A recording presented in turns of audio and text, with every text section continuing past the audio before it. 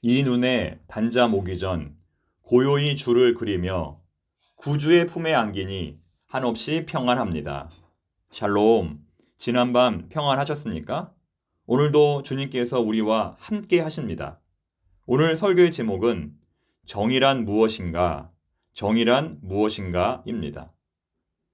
기드온이 300용사로 미디안과 아말렉 사람들을 무찔렀다면 다윗은 400용사로 아말렉의 군사들을 무찔렀습니다. 본문에는 그 군사의 수가 정확히 나오지는 않지만 그들이 온 땅에 편만하였다는 표현과 더불어 다윗이 새벽부터 그 다음날 저녁까지 그들을 쳤다 하는 표현에서 그들의 수가 결코 적지 않았음을 짐작해 볼 수 있습니다. 얼마나 수가 많았으면 하루가 아니라 이틀 동안이나 전쟁을 할 수 있겠습니까? 그러나 아말렉이 다윗보다 훨씬 더 그 수가 많았음에도 불구하고 전멸을 당한 이유는 물론 400명이 도망을 갔지만 다윗이 자신들을 쫓아오리라고는 꿈에도 생각지 못했기 때문입니다.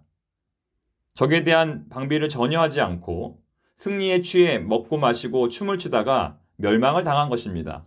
이렇게 볼 때 누구든지 깨어있지 않으면 신앙이 있든지 없든지 상관없이 깨어있지 않으면 멸망당할 수밖에 없다는 사실을 우리가 알게 됩니다.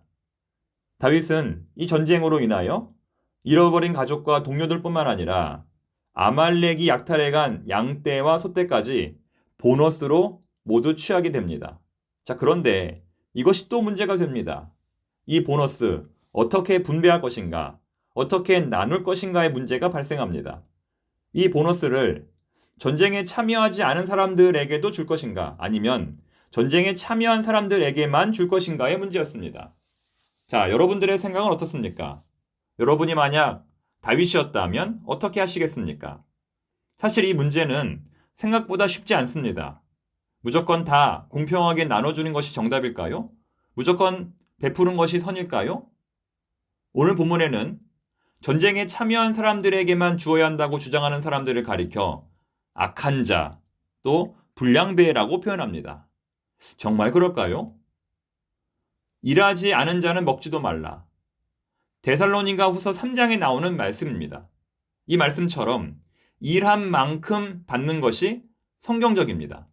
일한 것보다 더 많은 대가를 원하는 것은 우리가 뭐라고 부릅니까? 도둑이라고 부릅니다. 위험수당이라는 것이 있죠. 군대든 직장이든 생명의 위험이 있으면 당연히 그 보수가 더 많아야 합니다. 여러분, 직장에서 모든 직원들의 월급이 똑같다고 생각해 보십시오.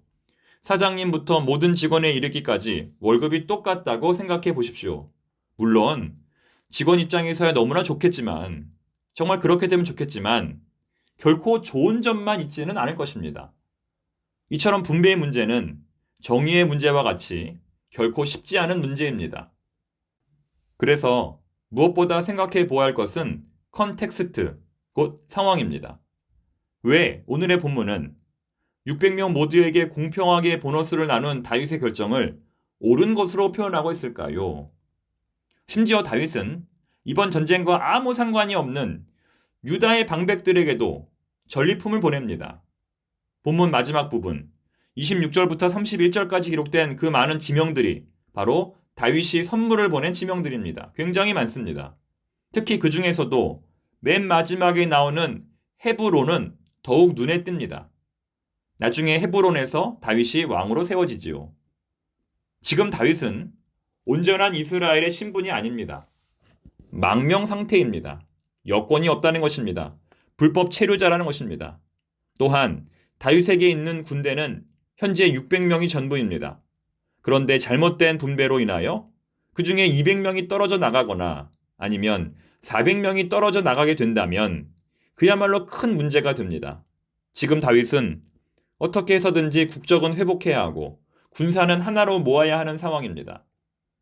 이때 하나님께서 다윗에게 주신 놀라운 지혜가 있습니다. 바로 본문 23절 말씀입니다. 이 말씀은 모든 사람들을 하나로 만드는 신비한 말씀입니다. 만약 이 말씀이 없었다면, 이 말씀 없이 그냥 분배했다면 많은 사람들은 다윗에게 불만을 느끼고 조용히 다윗을 떠나갔을 것입니다. 자, 어떤 말씀일까요? 여러분 이 신비의 말씀을 여러분의 성경으로 직접 찾아보시기 바랍니다. 사무엘상 30장 23절부터 25절까지 말씀 꼭 읽어보시기 바랍니다. 모든 것이 하나님의 은혜라고 하는 이 고백은 지금 우리의 삶을 한 번 더 돌아보게 만듭니다. 모든 것이 은혜, 모든 것이 은혜, 모든 것이 은혜, 한없는 은혜. 내 삶에 당연한 건 하나도 없었던 것을 모든 것이 은혜, 은혜였소. 사랑하는 성도 여러분, 지금 있는 여러분의 모든 것, 정말 하나도 빠짐없이 하나님의 은혜임을 고백하십니까? 그래도 이건 내가 열심히 해서 얻은 거지. 라는 생각마저 내려놓고 모든 것이 하나님의 은혜임을 깨달은 자만이 진정 베풀 수 있고 나눌 수 있습니다. 주신 이도 하나님이시고 거두어 가신 이도 하나님이십니다.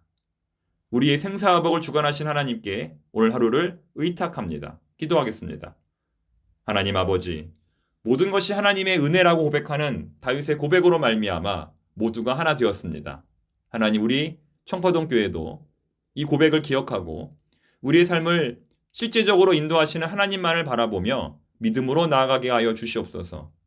우리 교회가 작지만 큰 이유는 우리가 신앙 안에서 하나 되었기 때문입니다. 우리 교회, 사람이 보기에 큰 교회가 아니라 하나님 보시기에 큰 교회가 되게 하여 주시옵소서. 오직 예수, 오직 말씀, 오직 기도로 더욱 우리 청파동 공동체가 하나 되게 하여 주시옵소서. 예수님의 이름으로 기도드립니다. 아멘.